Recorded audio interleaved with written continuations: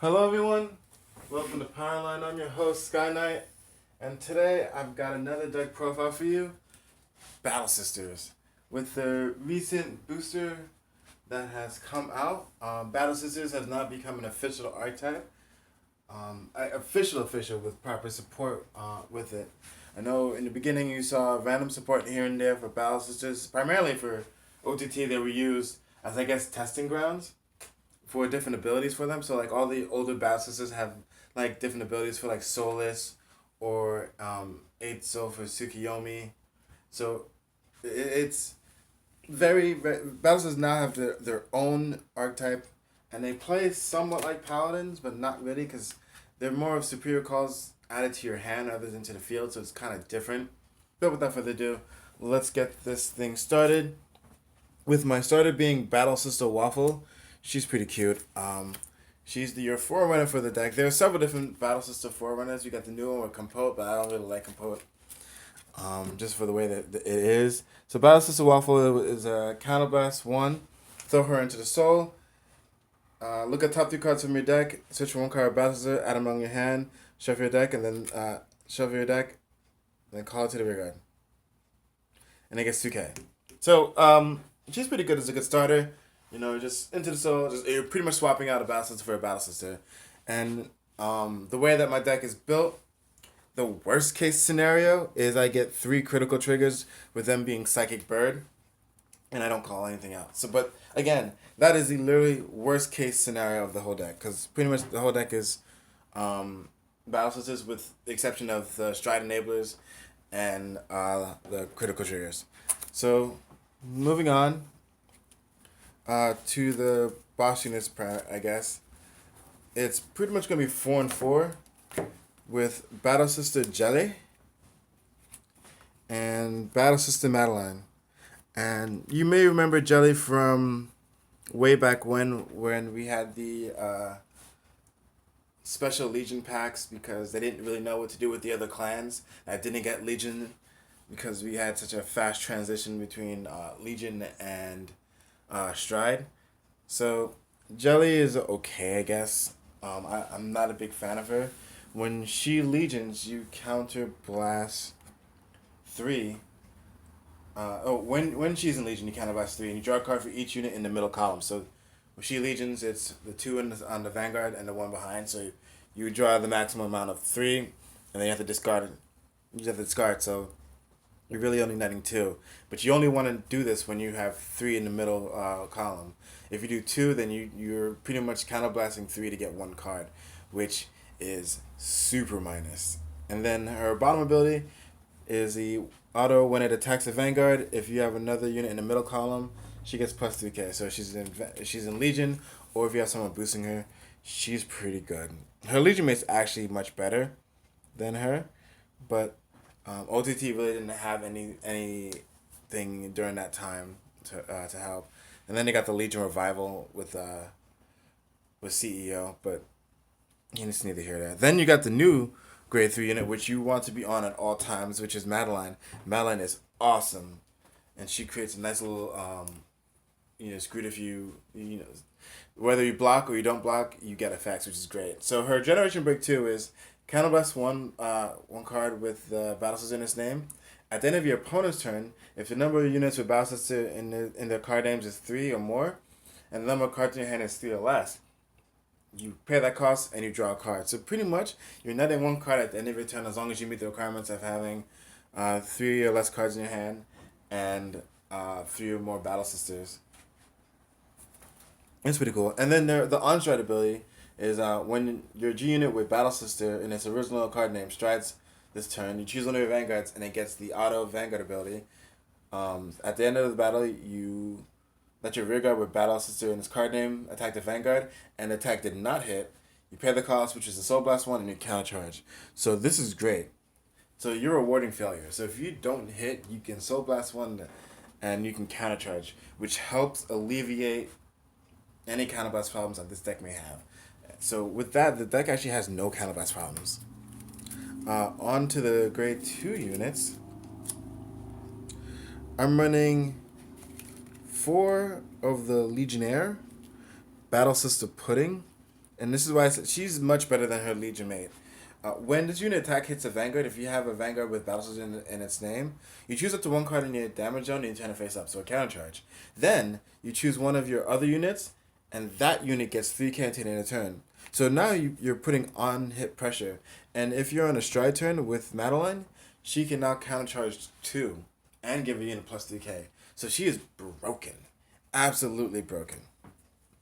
Next, I'm running at 3 is Battle Sister Berry Moose. I didn't know how awesome this card was until I actually played tested the deck. She's awesome. Whenever you play a Battle Sister, she gets plus 2k. So she go and you have the hand to support it too. So I absolutely love her. Some people may say the 12k attacker is better because it's more consistent, but you're always going to be playing something because your opponents are jerks and they're going to attack your creatures. So she's amazing. She's absolutely amazing. And to round off my grade 2 units, it's Battle Sister Cockhat. And she is so pretty. You may have seen her in one of my top 10 videos. Her ability is great. It's on Vanguard or Rearguard. If you have a... when an attack hits a Vanguard, and you have an Oracle Think Tank Vanguard, you pay the cost, which is a special counterblast of 1 Battle Sister. If you do, you look at the top card of your deck, search for up to 1 card of Battle Sister in its name from among them, show it to your opponent, and you put it into your hand. The rest goes on the bottom. So, again, the whole deck is pretty much Battle Sisters. The only time I'm not going to hit is if I hit a Stride Enabler or if I hit a critical trigger. And those are the Dukes. Grade 1 units. This is where things get super fun and super normal, I guess. Because you have to pretty much play the way that the game is. I'm running 3 Stride Enablers. This is as much as I can afford. I'm surprised, actually, that Battle Sisters didn't get a special Stride Enabler. I'm very surprised. Because in the Tri-3 booster, everyone seemed to get one. Or they didn't already have one. So, I'm kind of shocked that none of the clans got one in this set. I guess they realized it was a bad idea. I guess. I'm not 100% sure. Moving on. I'm running 4 Battle Sister Perfect Guards because she is OG as hell. And she enables, again, Battle Sisters. And she can protect the rear guard in case you have them cheeky dimensional police players that want to try to lure you for wins. For Battle Sister Cocoa, she is the absolute star of my deck.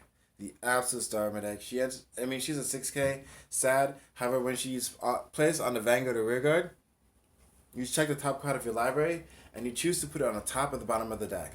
So now I'm scrying from Magic terms. So she's absolutely fantastic. I love her. She is the star of my deck. She helps with Coquette if I need to grab a certain card, if I don't want to hit. She's absolutely phenomenal. Or if I want to try to spin through and try to get more triggers, she's great. Lastly, Battle Sister Taffy. She's your 10k attacker. I know we got the new one in the set, which has resist. However, I don't want to I don't want to Soul Blast 1 to get 3k to attack. I'm sorry, I really don't. The resist is great. However, the way that the deck plays, I should have a decent sized hand, where I don't have to worry about having to Soul Blast. I don't want to Soul Blast. I really don't. Alright, so now we'll go to the triggers, which is, I guess, the fun part, because this is where all decks kind of vary, or all decks look the same. I got feeling when you should have separated this. 4 heal triggers, because heals are real, and 12 crit. Why 12 crit? Because I'm already drawing a ton of cards, so draw triggers are essentially useless. Stand triggers, the Silent Tom stand trigger, I don't really need it. Um, I don't. It, whatever. I don't need it. But my two effect triggers would be Psychic Bird, which throw it into soul, draw a card, and this girl, Battle Sister Muffin. You put her on top of your deck. If you have a Vanguard with Battle Sister in its name, you choose one of your units, and until the end of turn, they gets plus 3k, and the Oracle ability, when this card attacks the Vanguard, you counterblast 2. Or countercharge 2, excuse me. So she starts on flip my counterblast. So that's why I said this deck doesn't really have countercharging issues or counterblast issues. Because some I've like this on stride effect gives me a countercharge if they don't hit. My Legion Mate gives me a countercharge if she hits. And I've got this girl that makes me countercharge too. So there is absolutely no problems for counterblasting in this deck. So if I had more cards that would let me do it, I would play it. But that's neither here nor there.